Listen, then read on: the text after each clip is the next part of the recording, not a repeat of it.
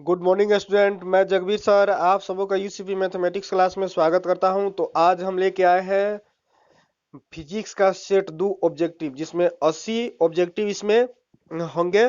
तो मतलब कि बोर्ड एग्जाम से आपको बहुत ही क्वेश्चन यहाँ से आपको देखने को मिलेंगे। तो चलिए वीडियो को स्टार्ट करते हैं और बढ़िया से समझने का प्रयास करते हैं। तो एक नंबर में क्वेश्चन आपका लिखता है, पहला नंबर क्वेश्चन, कि किस दर्पण की फोकस दूरी ऋणात्मक होती है। तो किस दर्पण की फोकस दूरी ऋणात्मक होती है के बारे में हम लोग पहले पढ़ चुके हैं। अवतल दर्पण की फोकस दूरी ऋणात्मक होती है। अवतल दर्पण की फोकस दूरी ऋणात्मक होती है। अवतल दर्पण की फोकस दूरी ऋणात्मक होती है। दूसरा नंबर क्वेश्चन आपका हो गया, किस दर्पण में वस्तु का बड़ा प्रतिबिंब बनता है। तो अवतल दर्पण में, हमेशा अवतल दर्पण में वस्तु का बड़ा प्रतिबिंब बनेगा। नेक्स्ट क्वेश्चन हो गया 3 नंबर, किसमें वस्तु के बराबर प्रतिबिंब बनते हैं। तो वस्तु के बराबर प्रतिबिंब आपका अवतल दर्पण और समतल दर्पण दोनों ही बनाएंगे। अवतल एवं समतल दर्पण दोनों ही बनाएंगे। इसके बारे में हम लोग पहले डिटेल से पढ़ चुके हैं। तो यहाँ पे स्पीड में थोड़ा सा क्वेश्चन हम लोग करेंगे और आगे की ओर बढ़ेंगे। तो क्वेश्चन नंबर 4 आपका कहता है, समतल दर्पण द्वारा बना प्रतिबिंब होता है। तो समतल दर्पण में केवल काल्पनिक प्रतिबिंब बनते हैं। काल्पनिक या आभासी कह सकते हैं। समतल दर्पण में केवल काल्पनिक प्रतिबिंब बनते हैं। 5 नंबर क्वेश्चन में दाढ़ी बनाने में उपयोगी है। तो दाढ़ी बनाने में हम लोग अवतल दर्पण का उपयोग करते हैं। अवतल दर्पण का उपयोग दाढ़ी बनाने में किया जाता है। 6 नंबर क्वेश्चन है, वायु में गमन करते ही प्रकाश की किरणें जल में तिरछी प्रवेश करती है। यहाँ कॉन्सेप्ट हो गया है कि वायु से जल में प्रकाश प्रवेश करती है। अर्थात हो गया यहाँ पे विरल से सघन माध्यम में। तो सघन माध्यम में जब प्रकाश प्रवेश करती थी तो उसमें हम लोग कहते थे कि वहां पे प्रकाश अविलंब की ओर झुक जाती है। तो ऑप्शन नंबर ए आपका सही हो जाएगा। ऑप्शन नंबर ए सही हो जाएगा।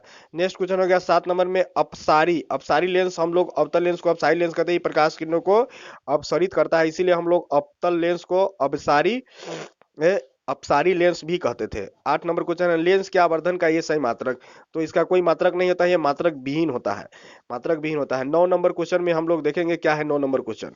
9 नंबर क्वेश्चन में देखते हैं क्या लिखता है। 9 नंबर क्वेश्चन में, लेंस की क्षमता का ये सही मात्रक, लेंस की क्षमता का ये सही मात्रक डायोप्टर होता है। तो हम लोग 1 डायोप्टर बराबर 1 मीटर इनवर्स लिखे थे। 1 डायोप्टर बराबर 1 मीटर इनवर्स। तो ऑप्शन नंबर सी आपका सही हो जाएगा, 1 metre inverse. 1 metre inverse. 10 number question में लिखता है, किस किसी बिंब का वास्तविक तथा समान आकार का प्रतिबिंब प्राप्त करने के लिए बिंब को उत्तल लेंस के सामने कहाँ रखें।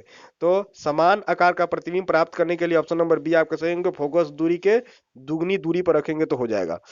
नेक्स्ट नंबर क्वेश्चन है 11 नंबर क्वेश्चन में आपका, उत्तल लेंस में आवर्धित काल्पनिक प्रतिबिंब प्राप्त करने के लिए वस्तु की स्थिति कहाँ होनी चाहिए। तो आवर्धित काल्पनिक प्राप्त करने के लिए वस्तु की स्थिति जो होनी चाहिए वो आपको यहाँ पे ऑप्शन आपको दिखाई देगा, अनंत पे है, फोकस पे है, अनंत पे है, फोकस पर है, फोकस और लेंस के बीच। तो फोकस और लेंस के बीच रखेंगे तो आवर्धित काल्पनिक प्रतिबिंब किया जा सकता है, बड़ा प्रतिबिंब बना। तो 11 नंबर के आपके सी ऑप्शन सही होंगे। 12 नंबर में, नेत्र द्वारा किसी वस्तु का कैसा प्रतिबिंब बनता है। तो नेत्र में वास्तविक प्रतिबिंब बनते हैं, उल्टा बनता है, छोटा बनता है। तो सभी प्रतिबिंब बनेंगे, इनमें से सभी आपका सही हो जाएगा। 13 नंबर क्वेश्चन में आपको लिखता है, 13 नंबर क्वेश्चन में, स्पेक्ट्रम प्राप्त करने में किसका उपयोग होता है। तो यहाँ पे हम लोग प्रिज्म का करते थे, स्पेक्ट्रम प्रिज्म द्वारा प्राप्त किया जाता था। तो 14 नंबर क्वेश्चन में, सरल सूक्ष्मदर्शी में किसका उपयोग होगा। तो उत्तल लेंस, सरल सूक्ष्मदर्शी में उत्तल लेंस। ऑप्शन नंबर डी सही। एक प्रिज्म कितने सतहों से घिरा होता है। तो प्रिज्म 5 सतहों से घिरा होता है, 5 सतहों से घिरा होता है। आगे हम लोग क्वेश्चन देखेंगे 16 नंबर, मानव नेत्र में विभिन्न दूरियों पर रखी प्रतिबिंब वस्तुओं के फोकस दूरी में समायोजन कर फोकसित करता सकता है, जिसे कहते हैं, जिसे नेत्र के विभिन्न दूरियों का समायोजन करता है, उसे हम लोग कहेंगे समंजम की क्षमता, समंजम कहते हैं। 17 नंबर क्वेश्चन है, प्रकाश का प्राथमिक वर्ण है। तो सभी होंगे, लाल, नीला, हरा, सभी। यहाँ पे सभी कहेंगे। विद्युत धारा का ऐसा मात्रक एम्पियर होता है। ये तो बहुत इंपॉर्टेंट क्वेश्चन है जो कि बहुत बार बोर्ड एग्जाम में पूछे जाते हैं। विद्युत धारा का ऐसा मात्रक क्या होता है, एम्पियर। विद्युत धारा का ऐसा मात्रक एम्पियर। यहाँ से 19 नंबर क्वेश्चन में, 2 वाट, 3 वाट और 4 वाट, 4 ओम, सॉरी, 2 ओम, 3 ओम, 4 ओम का श्रेणी क्रम समतुल्य प्रतिरोध कितना होगा। तो श्रेणी क्रम में सिर्फ हम लोग जोड़ देते थे। तो जोड़ेंगे तो 4 3 7 2 9, 9 ओम यहाँ पे ऑप्शन नहीं है, तो कोई आप ऑप्शन ही में है।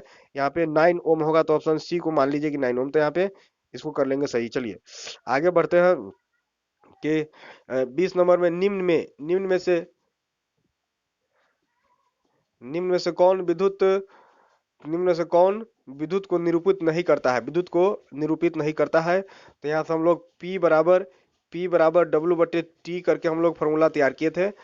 पी विद्युत शक्ति का सूत्र, विद्युत शक्ति का सूत्र तो W बराबर आई स्क्वायर आर टी, जूल के उसमें नियम से आई स्क्वायर आर टी से टी करने का तो आई स्क्वायर आर, आई स्क्वायर, तो ऑप्शन नंबर ए सही होंगे।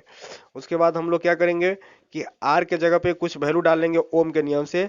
आर बराबर हम क्या डालेंगे, आर बराबर आर बराबर डाले तो वी बटे आई डाले तो वी बटे आई, जब यहाँ पे हम लोग इस फॉर्मूला में डालेंगे आर के जगह पे तो आई स्क्वायर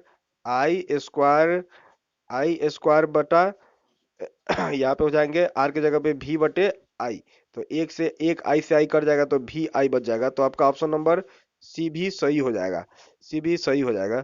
उसके बाद यहाँ पे बन जाएगा भी आई में हम लोग देखेंगे कि क्या होगा, जो भी आई है तो अब हम क्या करेंगे आई की जगह पे मतलब कुछ ऐसे वैल्यू डाले जिसमें भी नहीं हो, तो ओम के नियम से ही हम डालेंगे कि भी बराबर आई आर अगर डाल देंगे तो यहाँ पे बन जाएगा हमारा फॉर्मूला कि भी के जगह पे आई आर आई इंटू एक आई है तो आई स्क्वायर आर, मतलब आपका ऑप्शन नंबर बी भी बन जाएंगे। तो यहाँ पे डी जो होंगे वो आपका आंसर सही होगा।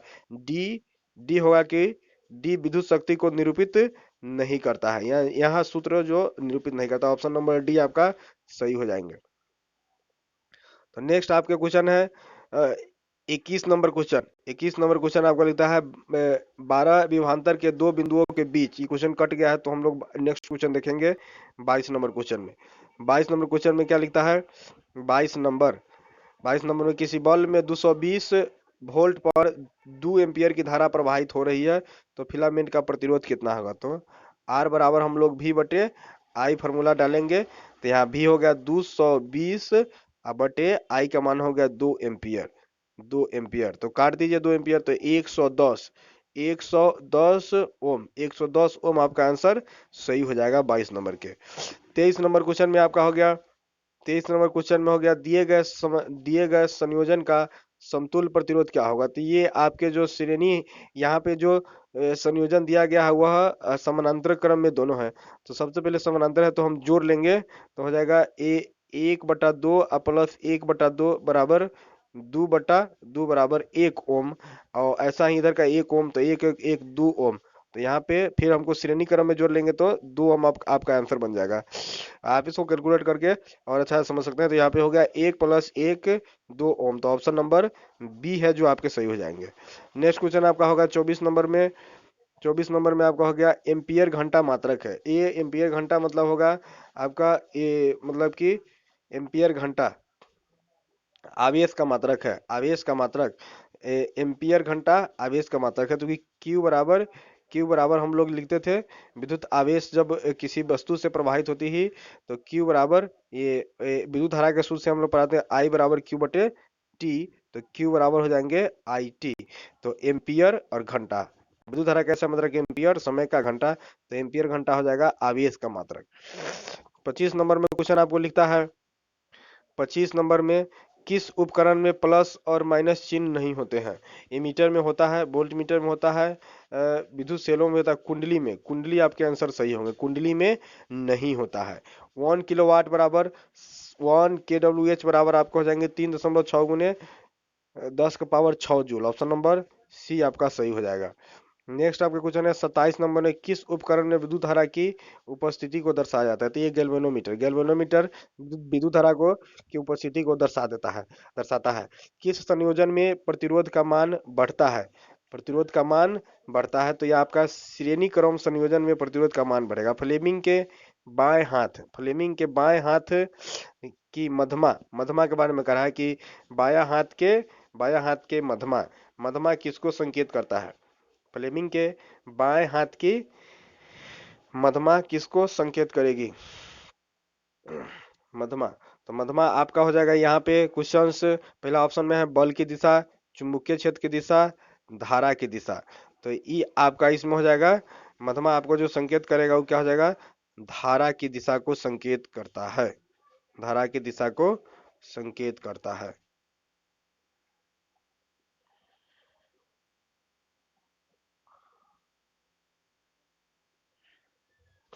एक फॉर्मूला पढ़े थे P बराबर W बटे टी मतलब शक्ति का फॉर्मूला होता था तो W/T। तो W को हम कहेंगे 1 जूल, अब बटे टी को यहाँ पे हम सेकेंड लेंगे तो आपका ऑप्शन नंबर ये सी भी सही हो जाएगा। तो गलत ऑप्शन आपका इसमें कौन मिल रहा है? तो गलत ऑप्शन आपका बी है, तो बी का रिलेशन इसमें गलत है। ऐसे आप कैलकुलेट करके इसको फ्रेश करके समझ सकते हैं। तो यहाँ पे आपका 73 नंबर के बी ऑप्शन सही होंगे। 74 नंबर क्वेश्चन में लिखता है विद्युत फ्यूज धारा के किस प्रभाव पे? तो उष्मीय प्रभाव पे कार्य करता है। विद्युत फ्यूज धारा के उष्मीय प्रभाव पे कार्य करता है। विद्युत फ्यूज के अलावा बहुत सारे इंस्ट्रूमेंट है जो उसमें, जैसे बल्ब हो गया, इस्त्री होगा, सभी उष्मीय प्रभाव पे कार्य करते थे। नेक्स्ट आपके क्वेश्चन हो जाएंगे 75 नंबर में। 75 नंबर में क्वेश्चन है, 75 में किलोवाट घंटा मात्रक है। किलोवाट घंटा मतलब कि तो ये आपका हो जाएगा विद्युत ऊर्जा का किलोवाट घंटा मात्रक होगा। 76 नंबर में विद्युत बल्ब के फिलामेंट में टंगस्टन का प्रतिरोध तापमान लगभग कितना होगा? तो ये हम लोग इसमें अप्रोक्स तापमान 3500 डिग्री सेल्सियस लेंगे, 3500 डिग्री सेल्सियस। तो 77 नंबर में कुछ है ना, उदासीन तार का रंग होता है। उदासीन तार का रंग जो आपका होगा, लाल रंग आपका मेन वायर होता है, समझे, और हरा रंग जो रिवर्स होता है। तो यहाँ पे उदासीन तार का रंग जो आपका हो जाएगा वो क्या हो जाएगा? वो हरा हो जाएगा। डायनमो से कैसी धारा प्राप्त होती है? डायनमो से दोनों प्रकार की धारा, दिष्ट और प्रत्यावर्ती दोनों धारा प्राप्त होती है। 79 नंबर फ्लेमिंग के वाम हस्त नियम में अंगूठा संकेत करता है। फ्लेमिंग के वाम हस्त नियम में अंगूठा संकेत करता है। बा तो अंगूठा आपका यहाँ पे संकेत करेगा बल को सूचित करता है। 80 नंबर क्वेश्चन है, सूर्य से किस प्रकार द्वारा ऊर्जा प्राप्त होती है? सूर्य से प्राप्त ऊर्जा को हम लोग संलयन ऊर्जा कहते हैं। तो ये आपके 80 ऑब्जेक्टिव कंप्लीट हुए। तो आगे आपका कुछ सब्जेक्टिव क्वेश्चन है जो आपके यहाँ पे हम दिखवा देते हैं, देख लीजिए। लघुत्तरीय प्रश्न 2 अंक वाले क्वेश्चन यहाँ पे दिए गए हैं, तो इस सब का हम लोग बाद में कंप्लीट सॉल्यूशन करके आपको दे देंगे बहुत जल्द। यहाँ पे आपको देखने के लिए 24 क्वेश्चन आपको मिल जाएंगे। 24 क्वेश्चंस जो 2 अंक वाले हैं, एवं 6 क्वेश्चंस जो 1 से लेकर 6 तक के 5 अंक वाले हैं, जिसे आप लोग इसे ध्यान से समझ लीजिए। तो आज के इसको आप लोग बढ़िया से अभ्यास कर ले। 2 सेट हमने फिजिक्स का कंप्लीट करवा दिया है, और दोनों का सब्जेक्टिव करना है। तो बाद में इसका वीडियो बना के हम डाल देंगे बहुत जल्द, समझे कि नहीं? सो धन्यवाद वीडियो को देखने के लिए। नमस्कार।